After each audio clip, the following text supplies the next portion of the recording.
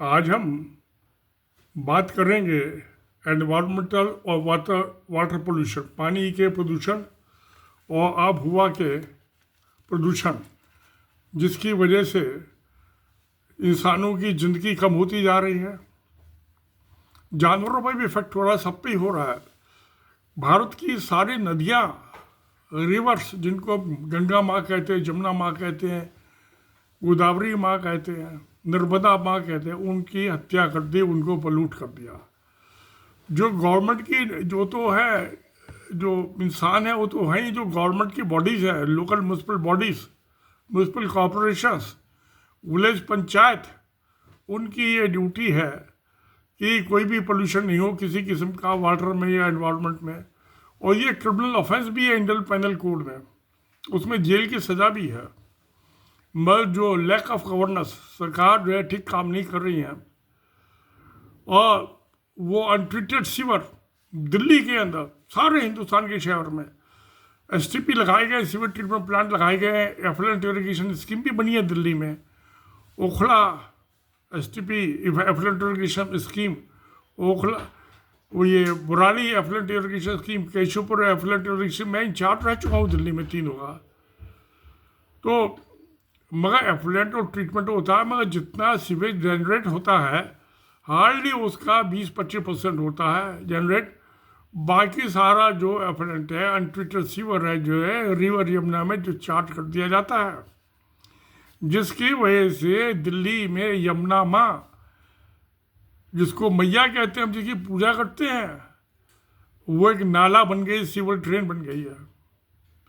अब इस मामलों को लेके एक आगरा, ये दिल्ली से स्टार्ट हुआ, ऊपर से भी हो रहा है, पानीपत में भी जो ये इंडस्ट्रियल जो एफ्लुएंट्स हैं, केमिकल है, वो हरियाणा में पानीपत में बहुत इंडस्ट्री है, उसका भी ये सब यमुना में आता है। और जो कि पानी यमुना में, यमुना बैराज तक आता है और वजीराबाद बैराज तक, और उसको ट्रीट करके पानी सप्लाई की जाती है शहर में पीने के लिए। मगर वो पूरा ट्रीटमेंट नहीं हो पाता, वो केमिकल ट्रीटमेंट का कहीं कोई साधन ही नहीं है, कोई टेक्नोलॉजी नहीं है। उसकी वजह से बीमारियां बढ़ रही हैं, कैंसर हो रहा है। तो अब क्या हुआ कि ये जो नेशनल ग्रीन ट्रिब्यूनल है, पहले तो सुप्रीम कोर्ट में जाते थे, फिर सुप्रीम कोर्ट ने ये एक अलग बेंच बना दी, नेशनल ग्रीन ट्रिब्यूनल बना दिया। उसका चेयरमैन होता है एक सुप्रीम कोर्ट का रिटायर्ड जज, और आदमी होते हैं, टेक्निकल होते हैं। सारे स्टेट्स में जो पोल्यूशन कंट्रोल बोर्ड बने हुए, state pollution control board, central में भी सेंट्रल पोल्यूशन कंट्रोल बोर्ड है। तो इसमें क्या हुआ था कि अभी ये 31 अक्टूबर को जो था, सुप्रीम कोर्ट ने जो एनजीटी, नेशनल ग्रीन ट्रिब्यूनल में आगरा म्यूनसिपल कॉरपोरेशन के ऊपर जो पेनल्टी लगाई थी 58 करोड़ की, और कहा था ये 58 करोड़ रुपए आप UP state pollution control board के पास जमा कीजिए, क्योंकि जो उन्होंने एसटीपी बनाई या तो काम नहीं कर रहे या पार्शली काम कर रहे हैं, कुछ बने ही नहीं है। तो उससे पोल्यूशन हो रहा है, वाटर पोल्यूशन भी हो रहा है, एटमॉस्फेरिक एनवायरमेंटल पोल्यूशन भी हो रहा है। तो अब जो था, ये जो नेशनल ग्रीन ट्रिब्यूनल का जो जजमेंट था, ये 24 अप्रैल 2024 का था, उसमें अमल नहीं किया आगरा म्यूनसिपल कॉरपोरेशन ने, और सुप्रीम कोर्ट में अपील लगा दी। अरे भाई, तुम पोल्यूशन कर रहे हो, पोल्यूटर मस्ट बी पनिश्ड। ये इंदिरा गांधी जब प्राइम मिनिस्टर थी, उन्होंने बात कही थी। और 1974 में उनके ज़माने में जो था, ये वाटर एक्ट बना था 1974 में कि polluter should be punished, must be punished. किसी को पनिशमेंट नहीं हुआ। ये पहला केस हुआ है जो 58 करोड़ की पेनल्टी नेशनल ग्रीन ट्रिब्यूनल ने लगाई। अब अच्छी बात तो ये होती है, उस पर अमल करते अपनी गलती सुधारते, मगर जो आम आदत है, उन्होंने सुप्रीम कोर्ट में अपील लगा दी नेशनल ग्रीन ट्रिब्यूनल के जजमेंट के खिलाफ, ऑर्डर के खिलाफ। तो 31 अक्टूबर 2024 को सुप्रीम कोर्ट ने अपहेल्ड किया नेशनल ग्रीन ट्रिब्यूनल का ऑर्डर। कहा ठीक है, आप जमा कीजिए 58 करोड़ रुपए। आप कैसे ये भाई, ये तो आर्टिकल 21 जो है हमारे कॉन्स्टिट्यूशन इंडिया का, लाइफ एंडेजरिंग है pollution, water pollution, environmental pollution. आप हमें उसको हैंडल कर रहे हो, तो मैंने जो था जब 1988 में मैं दिल्ली हाई कोर्ट में गया था, वो 3 दिन बाद सुनने कहा कि आप नया रेट फाइल कीजिए, इसमें डिसाइड नहीं हो सकता। मैं कहा ठीक है। तो मैंने सारी environment act, water act, Delhi municipal corporation, DD act, Indian panel code, CrPC सब पढ़ी। उसके बाद मैंने एक पेपर लिखा था, portrait of Holocaust, research paper था, जिसके लिए मुझे दिल्ली यूनिवर्सिटी की लॉ फैकल्टी ने लेक्चर देने के लिए बुलाया था इस पोल्यूशन लॉ के ऊपर। तो ये जो है, मुझे जब 1989 में पहला जो वर्ल्ड एनवायरनमेंट डे सेलिब्रेट किया गया था, यूएनओ ने डिक्लेयर किया था, तो मुझे दिल्ली यूनिवर्सिटी की लॉ फैकल्टी ने पोर्ट्रेट ऑफ हॉलोकॉस्ट विनाश के लेक्चर के ऊपर लेक्चर देने को बुलाया था। मैं गया था दिल्ली यूनिवर्सिटी, वहाँ लेक्चर दे के आया था मैं। तो उसके बाद जो था, ये 89 की ये बात है, 88 में दिल्ली हाई कोर्ट में गया था। फिर मैंने जो था, ये सब होता रहा, बजाय तो ठीक करें, गलती माने और सुधार करें, उसकी जगह सुप्रीम कोर्ट में अपील लगा दो, कुछ तो टाइम मिल जाएगा। ये इमोरलिटी है, हैवानियत है, ये हुआ। तो खैर उसके बाद क्या हुआ कि मैंने जो था, ये जो मेरा एक्सपीरियंस था, तो ये मुझे एक दफ़ा, ये जब 1985 में जब ये गंगा का जो था सबसे पहले चालू हुआ, रिवर गंगा का, इसका कि इसको पोल्यूशन से बचाया जाए, राजीव गांधी प्राइम मिनिस्टर होते तो फेज़ 1 कंप्लीट हुआ था। तो मुझे एक जो एनजीओ होते थे उन्होंने इनवाइट किया था, इंडिया हैबिटेट सेंटर, वहाँ लोधी रोड पर, उसमें लेक्चर देने के लिए मैं गया था। मैंने लेक्चर दिया था वहाँ, तो कोई नतीजा नहीं निकला। गंगा जितनी पहले मैली थी उससे ज़्यादा मैली हो गई। तो मैंने उसके ऊपर जो लेक्चर दिया था, उसको मैंने एक्सपेंड करके पोस्ट स्क्रिप्ट एक चैप्टर उसमें है, ये मेरी किताब हृदय नेशन सोसाइटी। तो इसके अंदर जो था, ये मेरा जो है चैप्टर 5 है, Holi Ganga and crying goddess Parvati. ये पार्वती कह रही है, उन्होंने किस्सा बताया। फिर वो मेरे घर पर भी एक दफ़ा आई थी, जब मैं यमुना विहार में रहता था, जाता रहता था, आता जाता रहता था बंगलौर से। तो मैं सिक्किम से लौट के आया था, उसके बाद दिल्ली चला गया। सिक्किम से बहुत अच्छी चाय मिलती है वहाँ, वो लेके आया था। तो उन्होंने पार्वती, मैं जब सुबह दूध और चाय के बनाने के लिए दूध और बिस्कुट लेके आया, तो मैं देखा कि लेडी खड़ी हुई है, बूढ़ी लेडी मेरे घर के सामने, और मेरे घर की तरफ देख रही है। तो मैंने पूछा कि भाई आप कैसे, आप कौन हो? उन्होंने कहा मैं लॉर्ड भगवान शिव की पत्नी हूँ, पार्वती। मैं कहा अच्छा। तो मैंने ताला खोला, मैं कहा आइए बैठिए। कहती मैं बड़ी दुखी हूँ। मैं कहा दुख की वजह बताओ आप। तो उन्होंने मुझे कहा कि भगवान शिव की, लॉर्ड शिव की एक बेटी थी बड़ी प्यारी, गंगा। तो एक भागीरथ थे, वो भी ऋषि मुनि थे, एक छोटे से राजा थे। उन्होंने कहा कि आपको अपनी बेटी किसी ना किसी को ब्यानी है, शादी करनी है, तो आप इसका हाथ मुझे दे दो, मैं इसको, इसके बच्चों को सुख रखूँगा। तो शिव को अपनी बेटी से बहुत मोहब्बत थी, उन्होंने उनको मना कर दिया। अब वो जो थे कि भाई मैं अपनी प्यारी बेटी को कैसे किसी को दे सकता हूँ, तैयार नहीं हुए। खैर भगवान, उन्होंने भागीरथ ने जो थे, उन्होंने पार्वती से बात की। पार्वती ने शिव को समझाया, तो कोई बेटी है, बेटी तो पराया धन होता है, एक नहीं दिन तो उसकी शादी करनी है, इसको भेजना ही है। तो फिर समझाने बुझाने से शिव मान गए। उन्होंने शादी कर दी भागीरथ से, अपनी प्यारी बेटी गंगा की। और वो जैसा कि हर दामाद की ड्यूटी होती है अच्छे इंसान की, कि अपने सास ससुर को आगे बता देता है 8 साल की, भाई आपके बेटी सुखी है, उसके बच्चे सुखी हैं, ठीक ठाक हैं। तो माँ बाप को भी तसल्ली हो जाती जो मेरी बेटी सुखी है। वो हमेशा होता रहा। वह उसके बाद भागीरथ बहुत साल नहीं आए।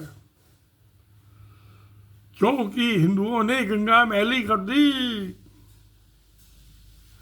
उनकी म्यूनिसिपल बॉडी जो है, उन्होंने उसको सीवर को ट्रीटमेंट ना करके अनट्रीटेड सीवर गंगा में डाल दिया। रिवर में बहुत से नाले हैं, उन नालों के थ्रू अल्टीमेटली तो उसका कैचमेंट एरिया गंगा का वही है ना।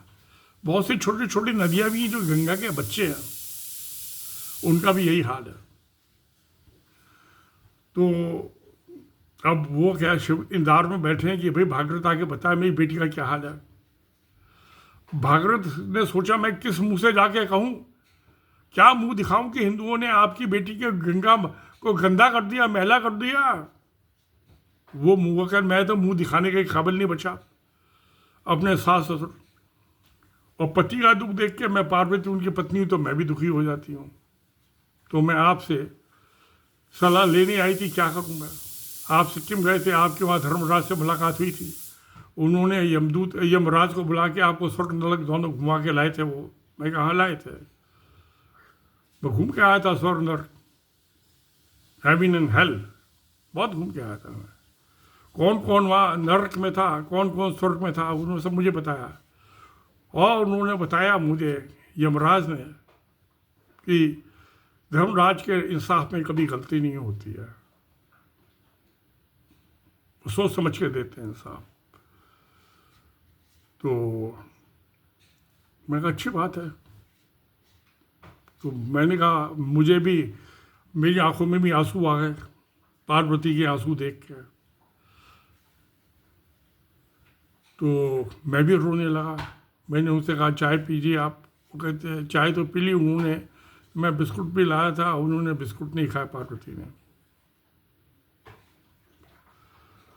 तो खैर तो हुआ सो जो होना था हुआ। तो मुझे वो याद आया, मैं क्यों रोने लगा कि मैंने तो बहुत कोशिश की 1988 से कि ये जमुना का पोल्यूशन ख़त्म हो जाए, मैं फेल हो गया। तो जो ये मेरी पिटीशन थी दिल्ली हाई कोर्ट में,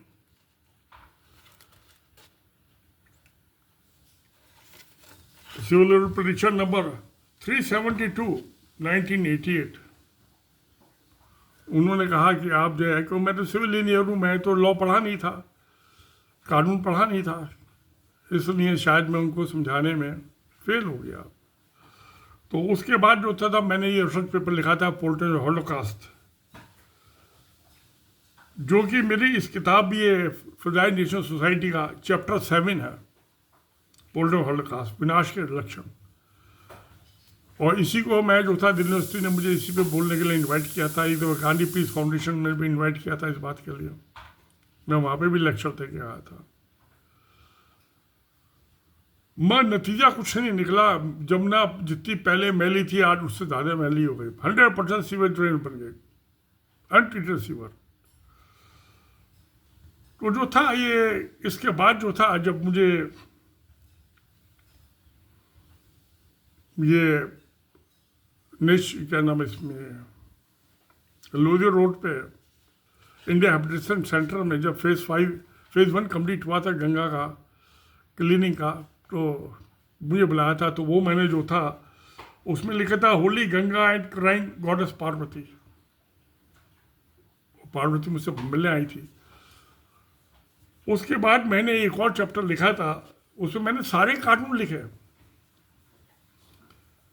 वो था चैप्टर 6, पल्स ऑफ रिलीजन, धर्म and reverse bring revenge of nature.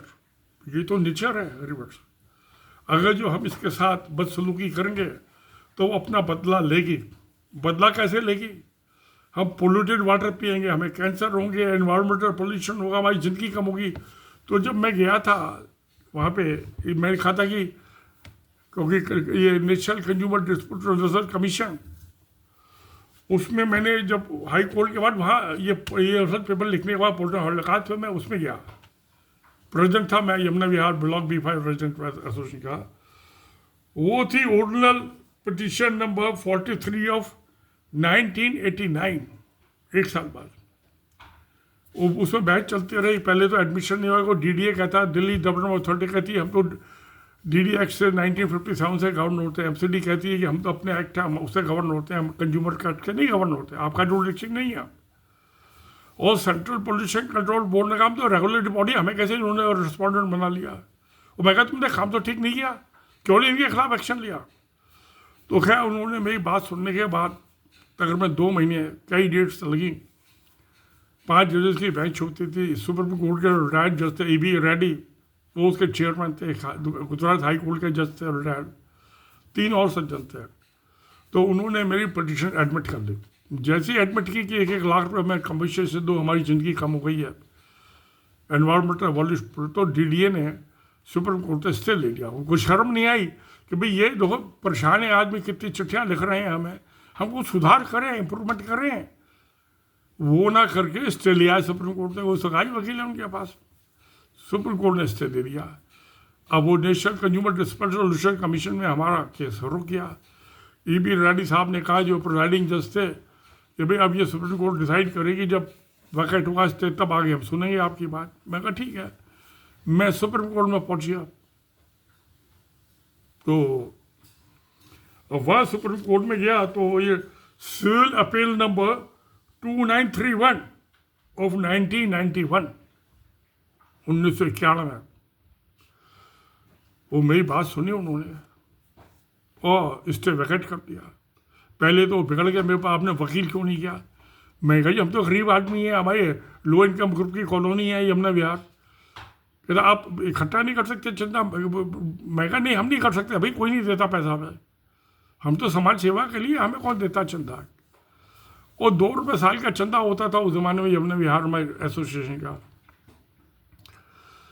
तो खैर उन्होंने, मैं कहा वकील क्या वाई हैंड उठाएंगे। मैं कहा advocate doesn't know drainage engineering.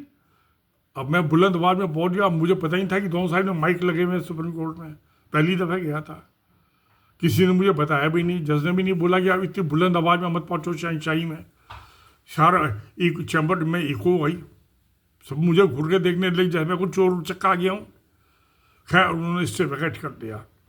मैं लेके आ गया तो उन्होंने EB रेड्डी साहब ने तो कहते दिस इज नॉट प्रॉपर। मैं कहा this is proper, there is no fault, you want to get it amended go and get, I will not go. अब वो समझ गए मेरे एडमेंट एटीट्यूड से, उन्होंने कहा ठीक है अब ओके वी एक्सेप्ट। तो सुप्रीम कोर्ट में क्या पढ़े लिखे आदमी बैठे हो, गधे तो ना बैठे हुए हैं। वो भी रेड्डी खुद भी सुप्रीम कोर्ट का जज रहा था 13 साल, 13 ईयर्स। तो उसको तो मुझे चक्कर कटवाने थे ना। क्या मेरे तकरीबन 300 रुपये खर्च हुए थे उसमें सब मिला के। तो वो लेके आ गया मैं। तो ये 88 से लगा के 91, उसके बाद वो वहाँ चला। उन्होंने तकरीबन 2.5 करोड़ रुपया DDA से MCD को दिलवा दिया ठीक करने के लिए सिस्टम। हमें 1 लाख रुपये नहीं दिया प्लॉट अलाटी को। उसका नतीजा ये है कि आज जो है पोल्यूशन हुआ, आदमी मर रहे हैं पोल्यूशन से। जो बात मैंने 88 में कही थी, आज 2024 में आदमी मर रहे हैं, परेशान हो रहे हैं। इतना एनवायरमेंटल पोल्यूशन है, वाटर पोल्यूशन दिल्ली में, कोई नदी नहीं बची। नेचर को इन्होंने डिस्ट्रॉय कर दिया, वाटर सारी नदियों का पोल्यूट कर दिया, सीवर बना दिया, और अरबों खरबों रुपया इसमें इस्तेमाल हो चुका, सब खा गया, भ्रष्टाचार की भेंट चढ़ गया। जो मैंने 2.5 करोड़ दिलवाया था DDA से, वो भी सब भ्रष्टाचार की भेंट चढ़ गया। आज भी 2024 में भी नाले का वही हाल है, नसाइज कॉलोनी का इंटीरियर हो रहा है। सीवेज ट्रीटमेंट प्लांट फंक्शन नहीं करते पार्शली करते हैं। हमारे ट्रंक ड्रेन नंबर 1 में आता है उसका ट्रीटेड वाटर, वो सब वहाँ से जमुना में चला जाता है, जो कि स्टॉर्म वाटर ड्रेन है। जब बरसात नहीं हो रही तो स्टॉर्म वाटर ड्रेन में तो 1 इंच पानी होना ही नहीं चाहिए, एक बूंद भी। वह सीवर लाइन पे पड़ी हुई है और स्टॉर्म वाटर ड्रेन भी बनी हुई है। तो सीवर लाइन में चलना चाहिए, वो स्टॉर्म वाटर ड्रेन में चल रहा है। ये है महिमा मंडल इन सरकारों का, म्यूनसिपल बॉडीज का। अब ये पहली दफ़ा हुआ है कि आगरा म्यूनसिपल कॉर्पोरेशन पे NGT ने 58 करोड़ का पेनल्टी लाया। अगर तो ये जब मैं 88 में गया था उसी टाइम दिल्ली हाई कोर्ट ने लगा दिया होता, या नेशनल क्रिमिनल ट्रिब्यूनल में 2.5 करोड़ ना दिलवा के, वो भी 6.5 साल की मुकदमेबाजी, ये बात उस टाइम उस पर 1 लाख करोड़ का लगा। तो दिल्ली छोटा शहर है, दिल्ली तो बहुत बड़ा शहर है, नेशन की कैपिटल सिटी है। तो ये आज हालत नहीं होती है, सुधार हो गया होता है, मगर क्या किया जाए, हमारी गवर्नेंस करप्शन बेस्ड है, हमारी जुडिशरी करप्शन इंड्यूस्ड है। उनको तो ये वकील है, उसके मीडिया है। आर्टिकल 21 में बहुत सारे उसमें आर्टिकल है कॉन्स्टिट्यूशन ऑफ इंडिया में, आईपीसी में सेक्शन है, जो भी आदमी ये गंदगी डालेगा, कूड़ा डालेगा किसी वाटर बॉडी में, नाले हो, नदी हो, लेक हो, झील हो, विलेज पॉन्ड हो, सब पनिशमेबल ऑफेंस है। तो मुझे एक दफ़ा एक मैप्सी मेहता होते थे, वो एनवायरनमेंट के मामले बहुत मुकदमे लड़े सुप्रीम कोर्ट में, उन्हें जो था पद्म भूषण भी मिला था। तो एक दफ़ा उन्होंने कैपेसिटी बिल्डिंग ऑफ एनजीओज, एक हरिद्वार से देहरादून जाने के बीच में की जगह थी, उनका अपना फार्म हाउस था, वहाँ उन्होंने मुझे लेक्चर देने के लिए इन्वाइट किया। 3 दिन का प्रोग्राम था, वर्कशॉप, उसमें लास्ट डे था मेरा। तो मैंने कहा हमें सुप्रीम कोर्ट या हाई कोर्ट में जाने की ज़रूरत क्या है, या डिस्ट्रिक्ट कोर्ट में। जो विलेज पंचायत है, गंगा के दोनों तरफ जो विलेज पंचायत है, अगर कोई आदमी वहाँ का विलेजर ही पोल्यूट कर रहा है ना, उसके खिलाफ पुलिस में रोड लिखवाए। आईपीसी में प्रोविजन है, सीआरपीसी में प्रोविजन है, वो पुलिस की duty bound to register FIR against the polluter, law offender, और उसको पकड़ के बंद कर रहे हैं। कोर्ट से अपनी बेल कराई, जो कराने कराई। तो मैंने जो लेक्चर दिया था उसके बाद मुझे महेश चंद मेहता ने कहा, अग्रवाल आप इसको एक तो हिंदी में बना दो, आपने इंग्लिश में बनाया है ये। मैंने कहा ठीक है, अपनी वाइफ की हेल्प लेता हूँ, मेरी जो हिंदी कमज़ोर है तो उसकी मदद से बनवाता हूँ। तो मैंने उनमें कहा कि मैंने कहा कि अग्रवाल कहते एक और वर्ष, मैंने कहा ये ऐसा है। तो उन्होंने मुझे बताया 1 महीने बाद कि मैंने कोशिश की, मिनिस्टर वगैरह से कोई प्रधान आता नहीं है विलेज हेडमैन। तो मैं उसको 2 प्रधान, मैं कहा जी ऐसा 2 प्रधान होता, फिर दिल्ली बुला लो, चाहे अपने को बुला लो चाहे मेरे घर बुला लो, मैं उनको यही समझा दूंगा, उनकी हेल्प भी कर दूंगा, उनको ड्राफ्ट पे बना के दे दूंगा साइकिल स्टाइल करके कंप्लेंट का। तो जो जमुना गंगा के दोनों साइड में जो विलेजर्स है, वो उसे पुलिस में रिपोर्ट लिखवाएं, वो नहीं करता तो यूपी में 100 रुपये का लगता है टिकट, तो डिस्ट्रिक्ट कोर्ट में एप्लीकेशन लगा दें पुलिस के केस, इन्होंने FIR रजिस्टर नहीं की, इसको अरेस्ट करो, FIR रजिस्टर करो, प्रोसिक्यूट करो। तो मैं कहा ये आसान काम है। अब मैं अभी 2 हाई कोर्ट का भी हुआ है, नेशनल कंज्यूमर कमीशन में भी हुआ है, और सुप्रीम कोर्ट में भी चक्कर खा। मैंने कहा इसका आसान तरकीब ये है कि जो विलेजर्स है लोकल लेवल पर, उनको पावर अंडर द लॉ वो काम कर रहे हैं। तो खैर वो 2 प्रधान जो थे वो आने थे वहाँ से, जो देहरादून से ऊपर गढ़वाल के इलाके के थे, जहाँ से गंगा निकलती है बद्री नाथ के पास से, ये वहाँ अब तो बीच में टिहरी डैम बन गया। मैं टिहरी डैम भी देख के आया था एक दफ़ा, 3 दिन रुका था मैं वहाँ। तो जो भागीरथ निकली है वहाँ जहाँ से, और फिर बीच में अलकनंदा मिल जाती है भागीरथ से, दोनों मिलके गंगा बन जाती हैं। तो मैंने उनसे जिक्र किया, मगर वो प्रधान जो है दिल्ली आने के लिए तैयार नहीं हुए, विलेज हेडमैन जो थे पंचायत के मुखिया। तो खैर यानी हुआ है, ने मुझसे जो हो सकता था मैंने किया, मैं फेल हो गया। इसीलिए जब पार्वती की आंखों में आंसू देख के मेरी आंखों में आंसू आ गए। मैं क्या पार्वती का सलाह दूँ, ये इंसान हैवान बन गए, पैसे के लालच में इनकी अकल अंधी करती है, अकल के अंधे और गांठ के पूरे, इनकी जेब में तो बहुत, गांठ में तो बहुत पैसे आ गए हैं, मैं अकल से अंधे हो गई। इनको ये पता नहीं ये पोल्यूशन जिसमें वो रिश्वत खा रहे हैं, बच्चा इससे तुम्हारी भी तो ज़िंदगी कम हो रही है, भ्रष्टाचारियों की, मंत्रियों की, संतरी की। अभी एक दफ़ा उमा भारती को जो था ये वाटर मिनिस्टर बना दिया था, वो जो है साध्वी है उमा भारती, भगवा कपड़े पहनती है। वो उन्नाव में यूपी में जो टैनरीज हैं जहाँ चमड़े का काम होता है, प्रोसेसिंग होती है, उसका जो केमिकल और सब पोल्यूटेड वाटर होता है, चमड़े को, जानवरों के चमड़े को लेदर में कन्वर्ट करने में, वो सब गंगा में आ रहा था। वहाँ गई कि इनको बंद कराऊंगी, उनके एसोसिएशन वालों ने आके उसको करोड़ों रुपए दे दिए। वो भूल गई टैनरीज बंद कराने का। गंगा का पोल्यूशन और बढ़ गया। जब मिनिस्टर को उन्होंने खरीद दिया, तो जो भी मिनिस्टर है इंचार्ज वाटर का, जब नरेंद्र मोदी की सरकार बनी थी 2014 में, तो वो भारतीय पैसा खा गई टैनरी वालों से। अभी भी चल रही हूँ कानपुर की अपस्ट्रीम में। तो ये तो हालत है। तो ये वाटर एनवायरमेंटल पोल्यूशन, अब ये पहली दफ़ा हुआ है कि एनजीटी ने 58 करोड़ की पेनल्टी लगाई है और सुप्रीम कोर्ट ने अपहेल्ड की है।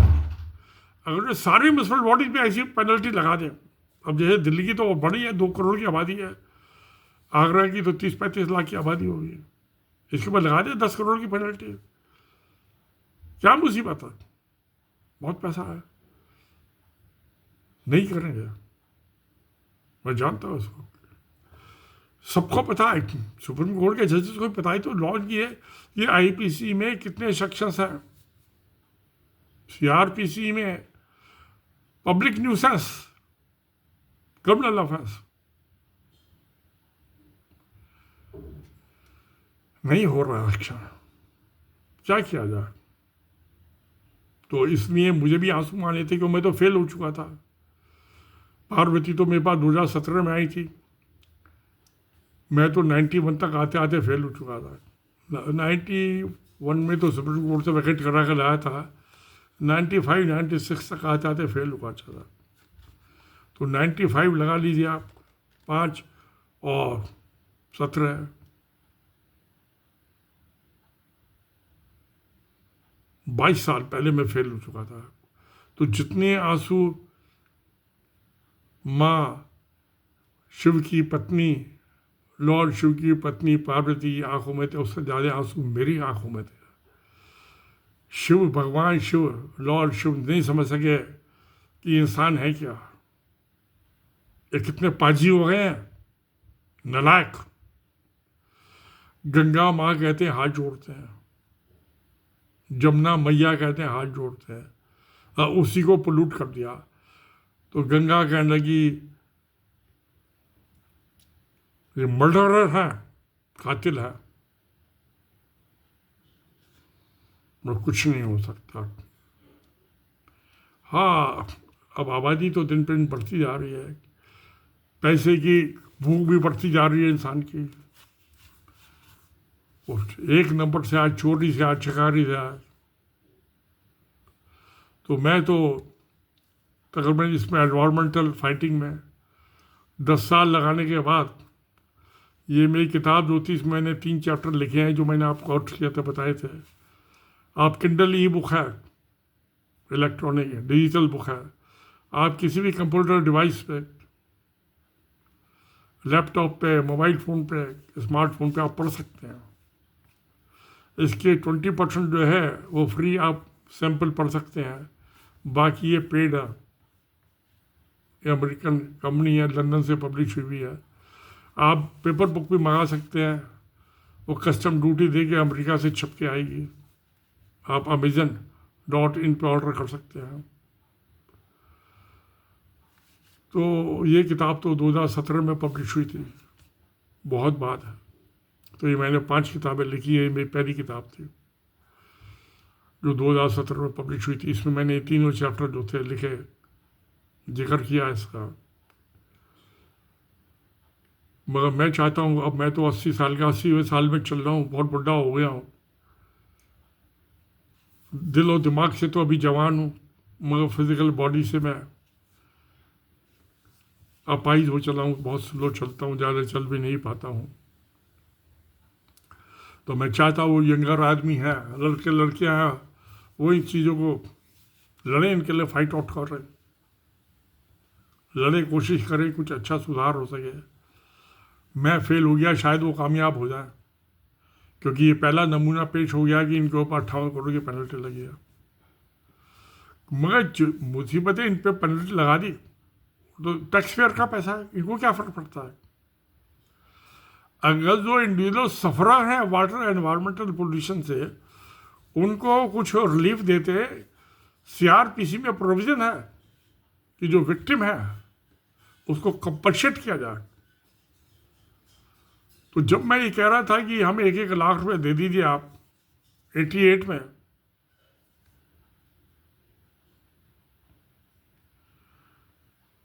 तो आज 34 साल पहले कह रहा था, 34 साल में महंगाई बहुत बढ़ गई है। उस टाइम का 1 लाख रुपया 34 साल बाद शायद 40 लाख के बराबर हो गया। तो हर इंडिविजुअल को अगर जो पोल्यूशन से सफ़र कर रहा है उसको 40-50 लाख रुपया कंपनसेशन पे दे दिया जाए तो उसकी आत्मा को शांति मिलेगी। His soul will rest in peace। उनको मुआवजा दे दिया जाए, जो उनकी life span, normal life span कम हुआ है उसका उन्हें कंपनी मुआवजा दिया जाए। CRPC क्रिमिनल प्रोसीजर कोड में प्रोविजन है, तो वो दे दिया जाए उन्हें, तब ऐसा होगा। और जो पोल्यूटर हैं उनकी तनख्वाह काट के, उनकी सैलरी से काट के वो पैसा जो विक्टिम है उनको दिया जाए, ना कि टैक्स पेयर के पैसे से। टैक्स पेयर का पैसा तो एक्टिविटी के लिए, म्यूनसिपल कॉर्पोरेशन चलाने के लिए, सिविक सर्विसेज देने के लिए है। जो गिल्टी पब्लिक सर्वेंट्स हैं, सरकारी मुलाजिम, म्यूनसिपल कॉर्पोरेशन के मुलाजिम हैं, उनकी सैलरी से काट के, और जो इलेक्टेड बॉडी के मेंबर हैं उनके अलाउंसेस से काट के वो पैसा जो विक्टिम है, जो सफर है, जिनकी ज़िंदगी कम हो रही है, बीमार हो रहे हैं, कैंसर हो रहे हैं, हार्ट अटैक हो रहे हैं, मर रहे हैं अपनी ज़िंदगी मरने से पहले। बट डेथ तो सबकी होनी है, वह कुदरती हो, ना कि इंड्यूस्ड। ये इंड्यूस्ड है, ये abetment section 306 of IPC Indian penal code और 304 murder not homicide not amounting to murder, दोनों में 10-10 साल की जेल की सजा है। इनको यही कर दो 10-10 साल की जेल की सजा IPC के 2 सेक्शंस में। तो पोल्यूशन क्या, उसकी अबटमेंट क्या है ना, हमारी मौत में, जिससे हमारी जिंदगी कम हो जाए, मर जाए, ब्लड कैंसर हो जाए, और कोई कैंसर हो जाए, पेल्विक का कैंसर हो जाए, ब्रेस्ट का कैंसर हो जाए, पेट में कैंसर हो जाए, तो उसके बाद जो जिम्मेवार हैं, दोस्त हुआ पोल्यूटर, आगरा म्यूनसिपल कॉर्पोरेशन नहीं है, उसके पब्लिक सर्वेंट है पोल्यूटर। दो public servants must be punished. तो ये 58 करोड़ रुपए तो टैक्स पेयर के पैसे से जो है वो पे कर देगी यूपी पोल्यूशन कंट्रोल बोर्ड को। जो पब्लिक सर्वेंट्स हैं, जो उसके मुलाजिम हैं, जो ये जिनकी नलायकी की वजह से पोल्यूशन, उसको क्या सजा, कोई सजा नहीं हुई। तो मेरी विनती ये हाथ जोड़ के सबसे कि भाई ये पोल्यूटर जो है, जो विक्टिम है पब्लिक सर्वेंट, को सजा दी जाए, इनसे वसूल करके पैसा दिया जाए विक्टिम्स को, जितने भी रेजिडेंट्स हैं आगरा के। ये ही तभी सत्यमेव जयते होगा। नमस्कार, सत्यमेव जयते, धन्यवाद।